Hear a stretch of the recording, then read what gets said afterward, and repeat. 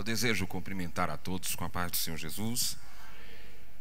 Quero agradecer primeiramente a Deus por estar aqui essa noite mais uma vez, cultuando com a igreja.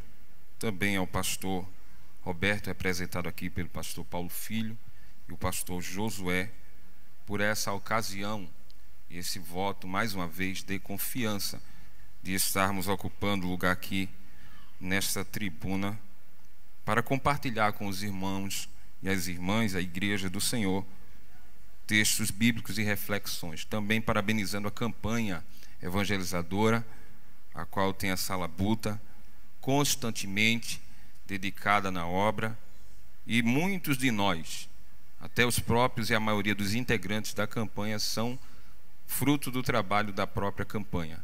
Então vale a pena a gente agradecer a Deus pela vida de vocês, e que Deus possa cuidar grandiosamente tanto de vocês como das suas respectivas famílias. E a minha saudação também dedicada a toda a igreja do Senhor Jesus. E os que recebem digam glórias a Deus. Como eu sou de casa, não preciso tanto, uma saudação grandiosa. Eu queria convidar você a abrir a sua Bíblia aí. Durante essa semana os irmãos certamente estarão abordando o tema, e hoje eu quero falar sobre o que foi cantado aqui agora, confiança. O capítulo 8 do livro de Esdras. Esdras capítulo 8. Logo depois aí de 2 Crônicas e antes de Neemias, você vai encontrar o livro de Esdras. Capítulo de número 8. Alguns versículos para a nossa meditação. Esdras, capítulo número 8. Versículos de número 21, 22 e por fim o versículo de número 23. Os que acharam digam eu achei.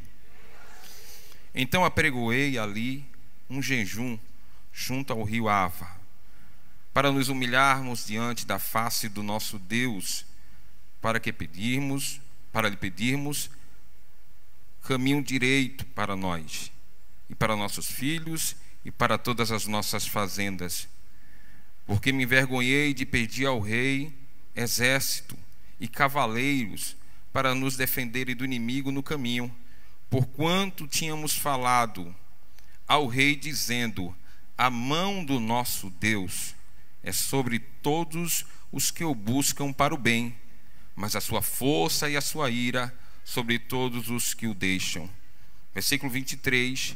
Nós, pois, jejuamos e pedimos isso ao nosso Deus, e moveu-se pelas nossas orações. Diga comigo: Senhor Deus, esta é a tua palavra. Muito bem, muito obrigado. Irmãos, estamos nessa semana que tem a festividade aqui da campanha, o trabalho de evangelismo, que é um trabalho muito forte, como já foi pontuado aqui. Certamente os irmãos vão estar, como falei a princípio, abordando a temática desta semana, mas não distante da intenção do que eu tenho a plena certeza que vai ser falado aqui esta semana, está a questão de fazer as coisas para Deus, confiando em Deus. Foi isso que Deus trouxe ao meu coração, ainda estudando esta semana, neste livro e neste texto, que é aquele texto, o primeiro livro, vamos dizer assim, o primeiro livro pós-exílio, aquele período em que a história do povo de Israel e de Judá ficou marcada pelo chamado cativeiro, ou encarceramento do povo. Quem nunca se dedicou a estudar sobre ele, pelo menos já ouviu por muitas vezes se falar no cativeiro de Judá e no encarceramento do povo. Esse encarceramento se deu porque o povo estava perdendo o foco com o Senhor. O povo estava se distanciando de Deus, apenas aproveitando as bênçãos do Senhor. E Deus não é apenas o Deus das bênçãos, não é apenas o Deus que abençoa. Ele é muito mais do que uma bênção. É normal que no interesse, é normal que no fervor da nossa alma e da nossa necessidade, a gente vai atrás de Deus em primeiro instante pelas coisas que Deus pode dar, pelas coisas que Deus pode fazer. Só que o Deus que a gente serve, Ele gosta mesmo que a gente venha estar na sua presença por conta de quem Ele é. Isso não pode ficar distante, isso não pode ficar misturado. o Deus que abençoa, ele é muito maior do que a própria bênção que ele abençoa. Então Deus é um Deus cuidadoso. E quando Deus percebe que alguma coisa pareça aos olhos de alguém, está escapando do seu controle de Deus, ele vai lá e já resolve. Deus não tem o costume de estar dando jeitinho nas coisas, não. Deus resolve as coisas dando um jeito certo, dando uma coisa segura, dando uma coisa concreta. Deus é um Deus bastante organizado, Deus é um Deus bastante sério, e Ele quer que aqueles que o sirvam também levem Ele a sério. E aqui não está acontecendo diferente. Foram 70 anos que Deus levou o povo para o cativeiro, e lá dentro do cativeiro o povo aprendeu a desejar a vontade do Senhor. O povo aprendeu a querer o retorno para a presença dele. Aquela folga tão dispersa que existia, agora o povo está desejando voltar. Estava longe de casa, longe da sua parentela, porque a Bíblia Sagrada diz que foi propósito de Deus o povo ser levado cativo. 608 a.C., 597 e 586, 3 tomadas. O rei Nabucodonosor invade a Jerusalém. Na primeira leva jovens da linhagem real, entre eles estava Sadraque, Mesaque e Abdinego, os tão conhecidos Misael, Azarias, Ananias e Daniel, que foram deportados.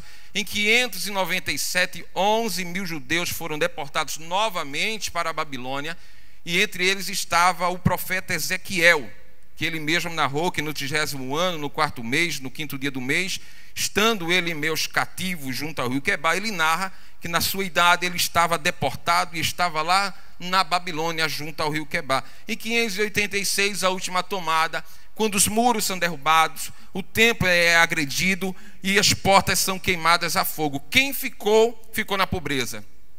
Quem escapou foi para o Egito, e os demais ficaram lá dentro da Babilônia. E ficaram dentro da Babilônia desejando que Deus os tirasse com muita pressa. E reconhecer um texto como esse, ler um texto como esse, que é o primeiro livro do retorno do cativeiro, que é o de Esdras, a gente tem que considerar algumas coisas. O capítulo 8 aqui, Esdras está em evidência, porque Esdras está em evidência.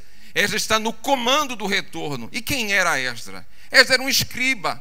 A função de Esdras não tinha nada a ver com liderança. A função de Esdras não tinha nada a ver com comando. Esdras apenas escrevia as coisas, as leis. Era o trabalho de Esdras. Mas Deus, como ele sempre sabe escolher e fazer a escolha certa, ele olhou para Esdras e disse: eu gostei de você, eu vou usar você. É a maneira de Deus fazer.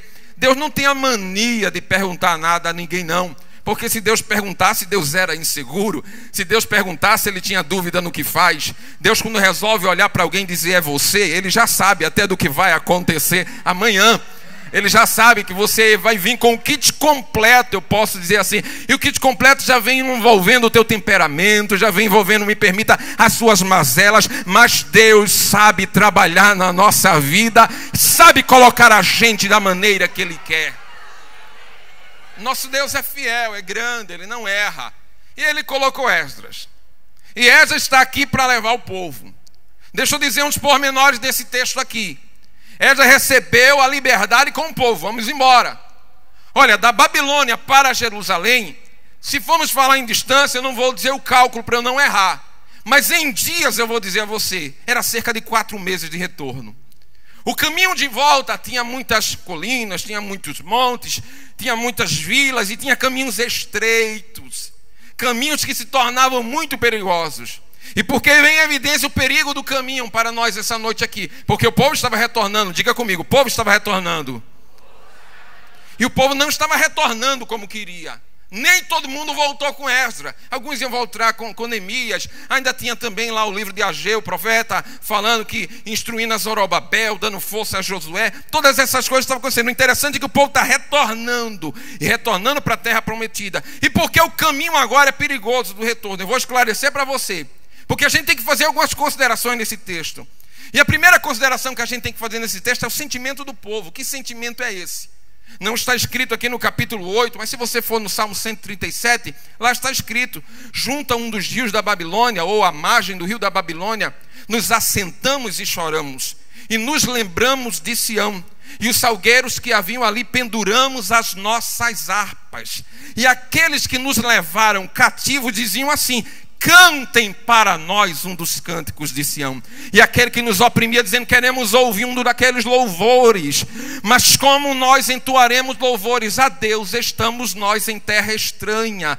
E o salmista começou a dizer assim: perca a minha destra a sua destreza, se não for para Jerusalém o meu louvor. Apegue-se a minha língua ao meu paladar, se não for para Jerusalém a minha glória. Isso era a situação do povo. O povo estava tão triste que eles não aceitavam cantar se não fosse Jerusalém. A tristeza era tamanha que o povo não deixava e não se deixava escarnecer. Não, a gente está preso, mas a glória é para Deus. A gente está encarcerado, mas o louvor é para Deus. A gente está pressionado, mas não vai abrir mão do que a gente faz para Deus.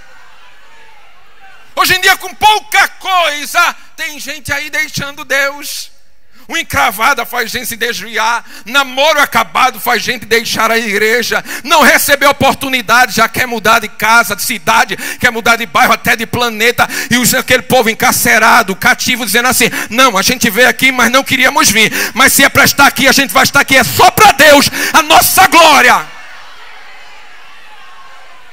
O povo estava dizendo: pode vir a crise que vier.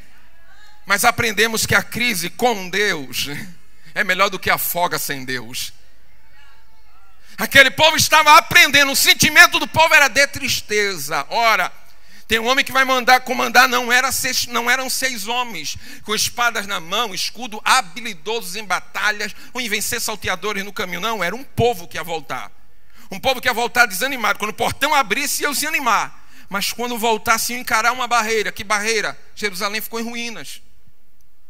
A pobreza era evidente. Pobreza visível é uma coisa que contagia.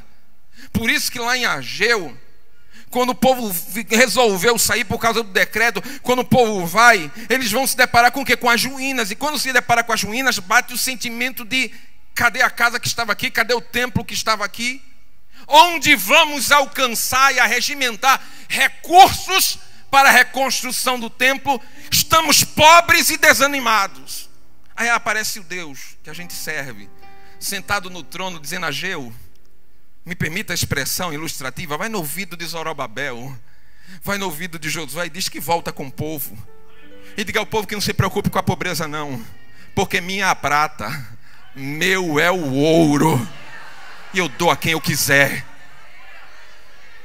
Avisa lá, Ageu, ao povo que eu vou mandar trazer de lá para cá. Eu vou trazer, vou inquietar alguém. Não se preocupa, apenas saia, apenas retorne. E o mantimento eu vou mandar. Se preocupa não, que eu vou resolver esse negócio. Porque o Deus que eu sirvo, Ele é justiça, mas Ele também é amor. O Deus que eu sirvo, Ele trabalha no vale, mas Ele trabalha também em cima do monte. O Deus que eu sirvo é aquele que enxerga a fraqueza, mas Ele diz: eu vou aperfeiçoar a minha força aí na sua fraqueza. E Ele disse: não tem dinheiro, eu resolvo também, porque eu curo, eu dou dinheiro, eu abro porta, eu abato, eu exalto, eu faço todas as coisas que eu quiser.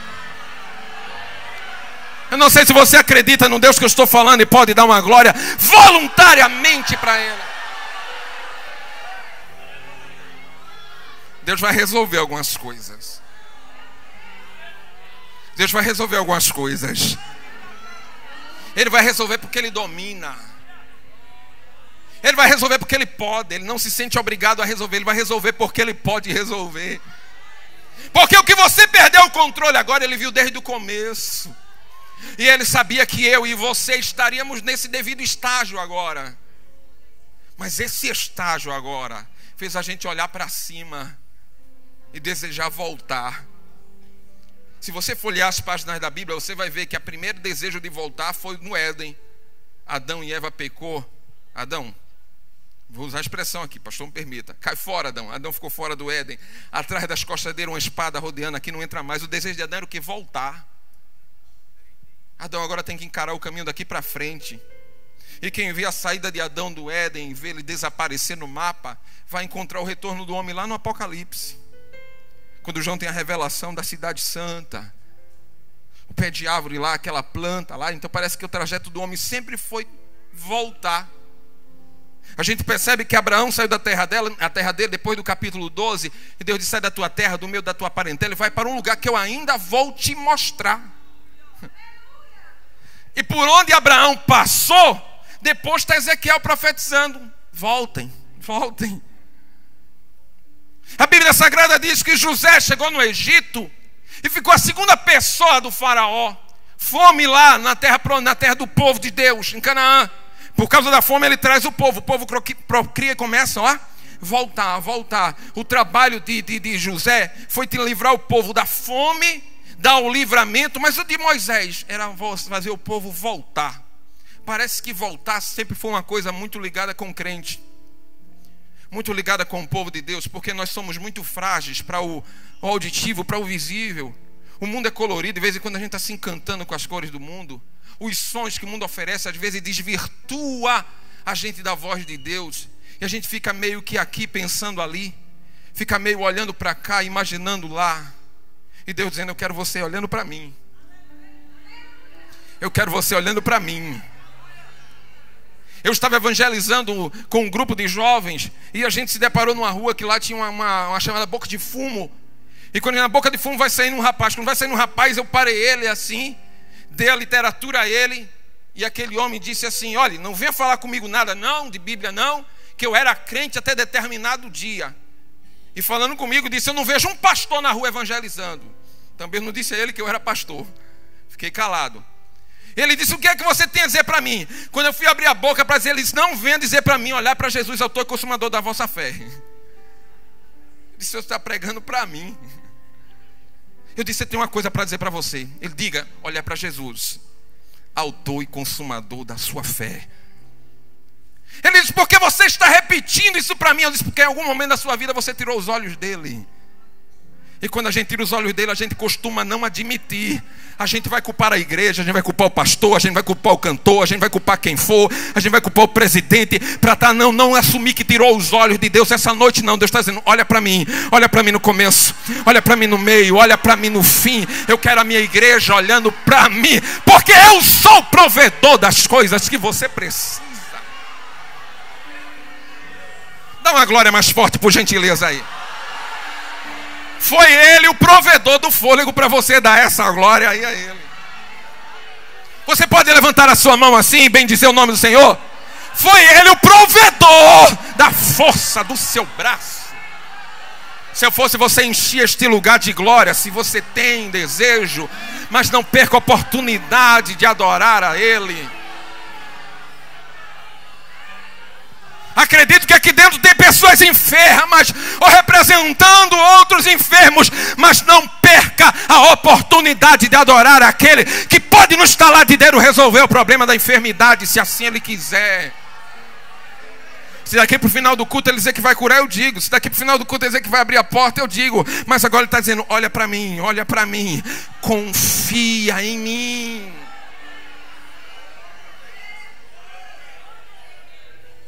Aleluia. Aleluia.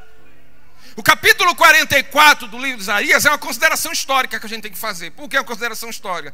Primeira, consideração do sentimento do povo. Segunda, consideração histórica. Por quê? O capítulo 44, versículo 21, 22 e 23 vai dizer que o próprio Deus disse: eu sou o vosso redentor. Sou eu que desfaço as coisas que os homens fazem aí. Sou eu que tiro a ilusão daqueles que vos iludem. Sou eu que calo a boca dos falsos profetas. Deus dizendo: sou eu que faço isso. Sou eu. Aí ele diz assim: mas Jerusalém e Judá, vós sereis edificada novamente. Deus está dizendo assim: a uma hora vai acontecer uma coisa grave, e vai vir as ruínas.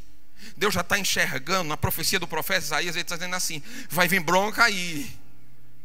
Agora o Deus que disse assim: vai vir um problema, ele também disse assim: mas eu vou erguer de novo. Deus estava dizendo assim: acredite e confie em mim. Não perdi o controle de nada. Não perdi o controle de nada. Dá para você dizer, essa pessoa linda do seu lado aí: Deus não perdeu o controle de coisa nenhuma. Ele tem o controle e o domínio na mão dele.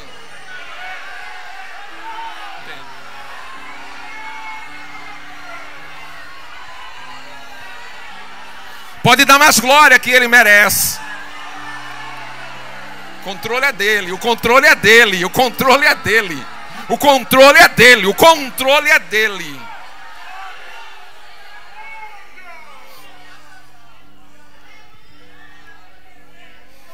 interessante que esse capítulo 8 aqui tem cerca de 450 anos antes de Cristo. Quando Deus falou a profecia a Isaías, aí Deus fala assim: eu vou levantar Ciro. 200 anos antes dessa profecia, desse tempo aqui, pastor. 200 anos antes, Ciro não era nem nascido ainda. Deus dizendo assim: quando vier o processo, eu já estou avisando que vai nascer alguém que eu vou enviar para ajudar o meu povo, e este me servirá em tudo que eu quiser. Tudo que eu quiser. Ele não vai ser do meio, ele não vai ser um que gosta mais ou menos, não. Ele vai me servir. Não interessa de onde ele venha, eu vou fazer ele me servir. Ele vai fazer tudo o que eu quero. Tudo o que eu quero. Era Deus comandando a história. Tinha o ânimo do povo que era para baixo, tinha a história do povo, que era um contexto, vamos chamar até de profético. Mas chega o dia da saída. Diz comigo: chega o dia da saída.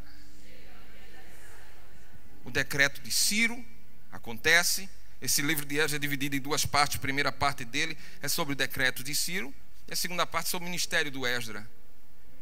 E a gente vai ver que Esdras foi beneficiado primeiramente por Deus, porque campanha evangelizadora, meus irmãos, carregar fardo de obra é benefício, é voto de confiança. A gente carregar aquela coisa de muita cobrança. É cobrança porque você é diferente. Se você fosse igual a todo mundo, você não era cobrado. Lembra de onde Deus te tirou, pelo menos isso. Considera de onde você veio, pelo menos isso. E pare e pensa. Talvez você não seja um pastor para pregar numa noite de domingo como essa. Talvez você não seja um superintendente. Talvez você não seja um obreiro. Mas só de onde Deus te tirou era para você me interromper a noite toda dando glória a Ele. Só de onde Ele te tirou. Quem éramos nós? Sem nome, mas carregávamos o apelido. Alguns saíram da feitiçaria, outros saíram da bebedice, do alcoolismo, saíram da dependência química. Alguns foram tirados da homossexualidade, do homossexualismo, da lesbiandade. Foram tirados de várias esferas de miséria moral, miséria social e espiritual. Aí Deus olhou assim e disse: me aceitou, eu vou trabalhar na sua vida. Me aceitou, eu vou botar um nome em você. Me aceitou, eu vou usar a tua voz. Me aceitou, eu vou banhar você. Eu vou encher você do meu espírito e vou trazer você para minha casa. Será que temos razão para dar glórias a Ele? Será que temos razão?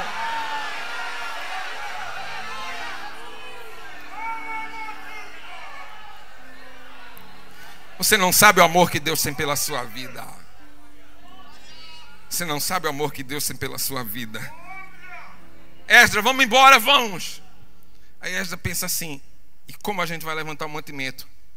Aí aparece Ataxerxes. Ele era peça. Olhou para Esdras e disse: vou ajudar o retorno. Eu estou resumindo a história, tá? Vou ajudar no retorno. E a minha pergunta foi: por que primeiro Deus olhou para Esdras? E por que Ataxerxes vai ajudar Esdras? Porque o capítulo 7, que é o capítulo anterior, e o versículo de número 6, a Bíblia vai dizer que Esdras era escriba da lei de Moisés, posto por Deus. E o interessante é que o segredo da prosperidade na obra que Esdras fazia está nesse versículo 6 do capítulo 7. Porque diz que a mão do Senhor era sobre a vida dele. Meu irmão, pense na diferença do pastor Marcos pregar sem e com a mão do Senhor. Pense na diferença de uma igreja com e sem a mão do Senhor. Pense na diferença de alguém que canta com e alguém que canta sem a mão do Senhor sobre ele. Pensa o jovem vai namorar, quando olhar para a moça, vê se a mão do Senhor está fazendo sombra na cabeça dela.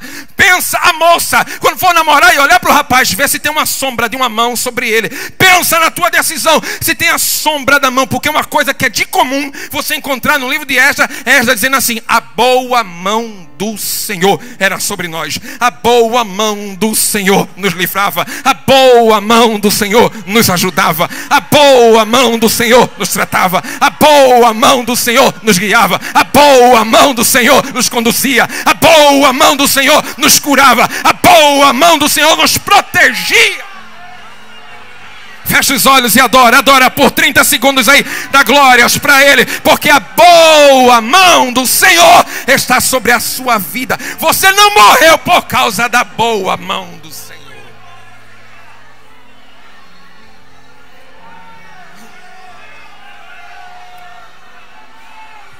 O livramento aconteceu por causa da boa mão do Senhor.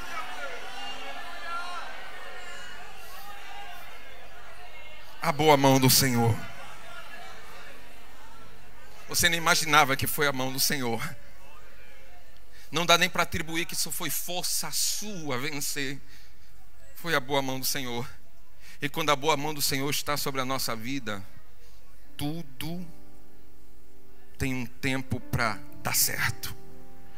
Eu não vou dizer que tudo dá certo. Se tudo desse certo, ela já não estava saindo do cativeiro. Mas tudo tem um tempo. E agora ela já está com o povo. Reuniu o povo e disse: a partida da gente é amanhã. Ou perdão, qualquer outra data, semana que vem, daqui a 3 dias, daqui a 4 dias. Esdras, como é que a gente vai? O rei Artaxerxes nos ajudou. Ele nos deu ouro, diga amém. Ele nos deu prata, diga aleluia. Agora não precisa mais dizer nada não. Ele nos deu comida, Ele nos deu água, Ele nos deu mantimento. E o povo dizendo: ótimo, ótimo. Vai ser bom esse retorno, vai dar certo. 4 meses peregrinando, olha, passando pelas divisas perigosas, os montes é onde ficam os maiores números de salteadores, onde ficava mais escondido. Por isso o salmista Davi teve precisão em dizer no Salmo 121: eleva os meus olhos para o monte, de onde me virá o socorro? Ele sabia que o monte escondia perigo, o monte escondia cilada. Aí ele dizia assim: acima do monte há um Deus que vê todas as coisas. Enquanto o homem está escondido na moita da cilada do mal, Deus está por cima deles, dizendo assim: estou vendo tudo, e ninguém mexe com os meus sem que eu permita. Tem ouro? Tem prata? Tem comida? Tem cavalo aí? Tem, para a gente levar o mantimento? Tem. Ele deu até uns panos para a roupa? Tem. Está tudo certinho, tudo certo, vamos embora. Bora. Esdras disse assim: antes vamos orar. Por que orar? Se já está tudo certo. Esdras disse: é porque a gente precisa orar. Precisa orar por quê, Esdras? Olha, Esdras, estou vendo o povo pronto, mas cadê os batedores? Cadê a tropa de infantaria? Cadê a proteção? Cadê os guardas do caminho? A Esdras disse: é por isso que a gente vai orar. Como assim, Esdras? Ele disse: é porque a mão de Deus estava sobre mim. Eu pedi ouro, o rei deu. Eu pedi prata, o rei deu. E a escota? A escota eu não pedi. E por que não pediu? Vai lá pedir. Ele disse: eu não posso voltar agora lá. Por que, Esdras? O rei está assim contigo. Esdras disse assim: porque eu estou com vergonha de voltar. E qual é o motivo da tua vergonha, Esdras? Ele disse assim: porque eu disse ao rei que a gente não precisava de escota armada, a gente não precisava de exército. Como, Esdras? Por que tu dissesse isso? Porque eu disse ao rei que há um Deus.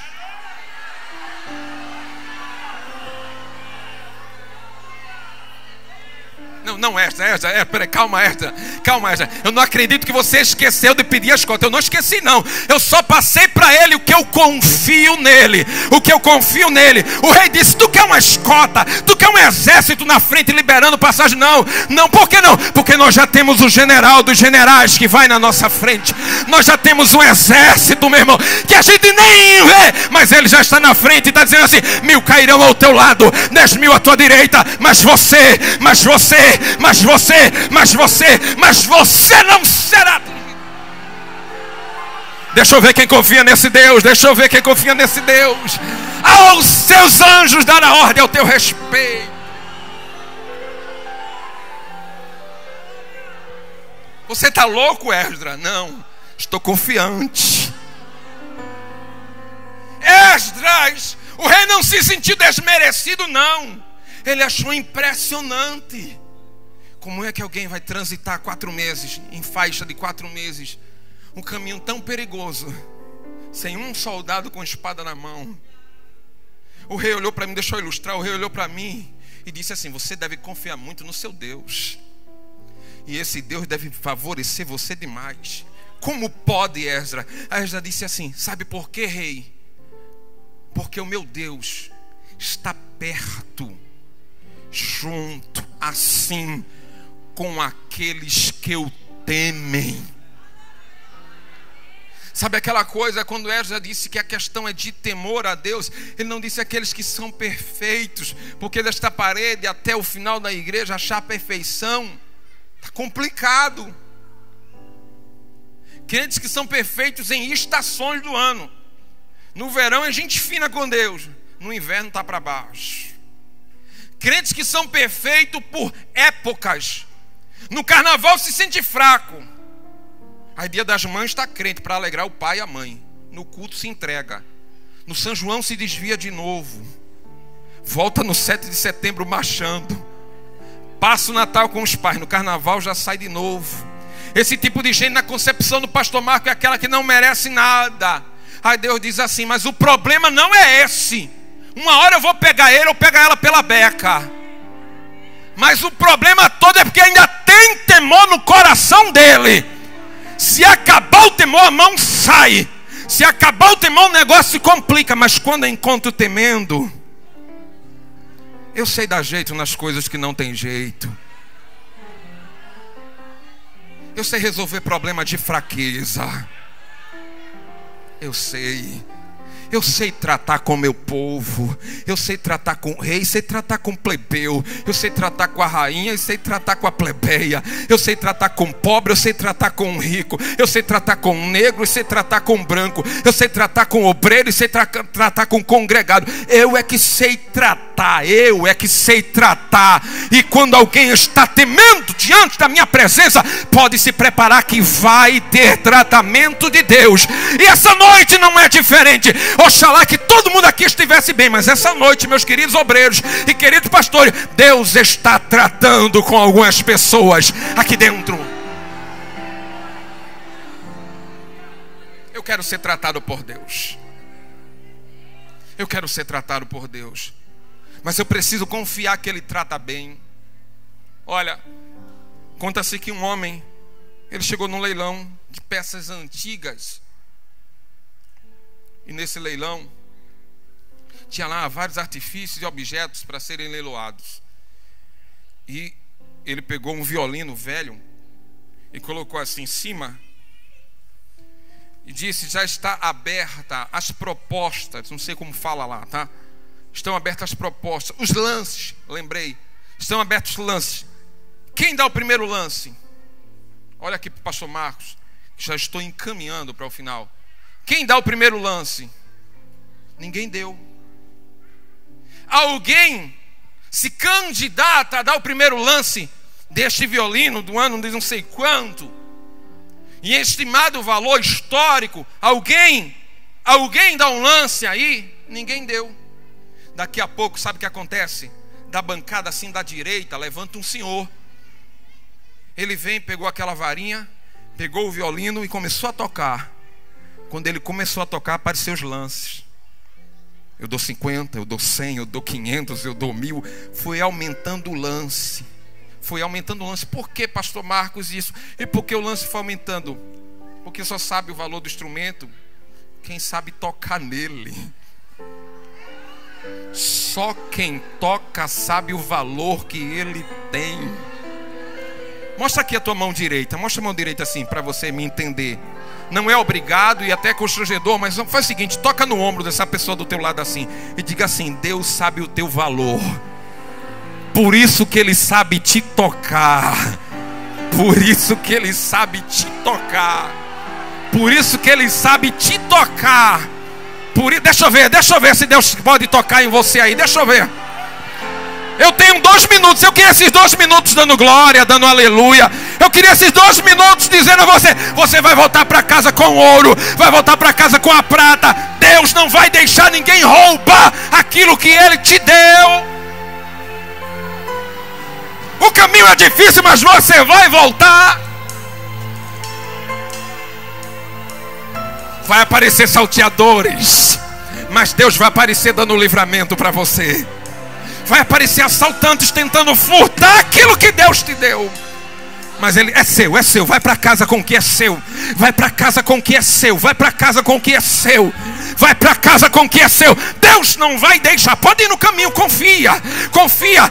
Esdras pegou um jejum e o povo começou a jejuar e começou a orar. Aí Esdras disse: é hora de ir. Por que é hora de ir? Porque Deus moveu-se, Deus se moveu, Deus se moveu ao nosso favor. É hora de levantar acampamento.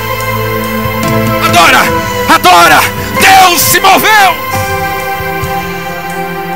Só quem confia adora, só quem confia adora. Deus se moveu, Deus se moveu. É hora de levantar acampamento. Oh, aleluia. Pode chorar, não tem problema não, pode chorar. Pode chorar, dá tempo de chorar, dá tempo de chorar. Não dá tempo para falar mal ninguém, mas dá tempo de chorar, dá tempo de dar glória, dá tempo de falar em línguas estranhas quem tem um dom. Então adore a Ele aí, já já a gente para. Mas vai adorando, porque Deus está dizendo: você vai voltar, e a minha proteção de Deus vai com você.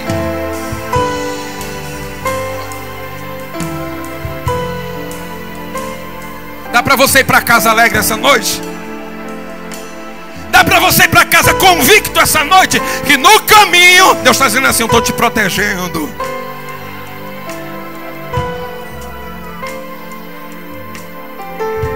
Vai dar certo, essa semana vai dar certo.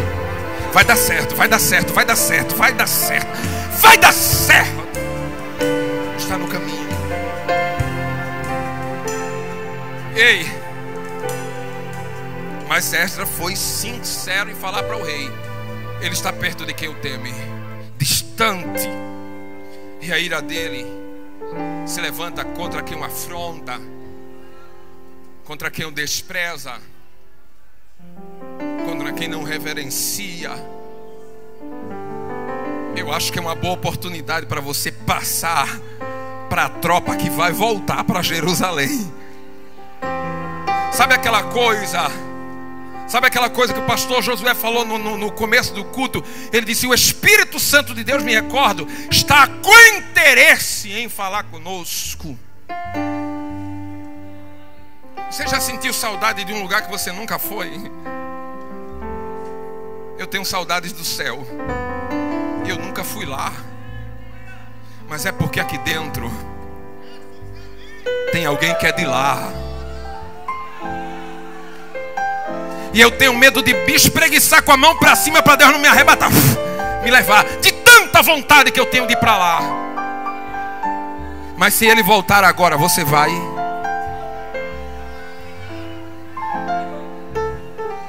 Do jeito que você está, você vai? Eu não vou para o céu porque eu sou pastor, não vou para o céu porque eu sou crente, sou fiel, e porque eu estou lutando para permanecer na minha fidelidade. Mas você vai do jeito que está. Se o portão abrir, você vai? Eu acho que é uma boa oportunidade para você tomar a sua decisão. Olha do teu lado aí, tem uma pessoa não evangélica sentada do teu lado. Um homem, uma mulher. Pergunta a ele se ele quer entregar a vida para Jesus agora. Porque daqui a pouco a gente, olha, vai embora. Se, porém, não agrada a vocês servir ao Senhor, escolham hoje a quem irão servir. Mas eu e a minha casa serviremos ao Senhor. Josué 24:15. Nossa oração é ver você e toda a família na EBD. Seja você também um aluno da EBD. Todos os domingos, às 9:30 da manhã.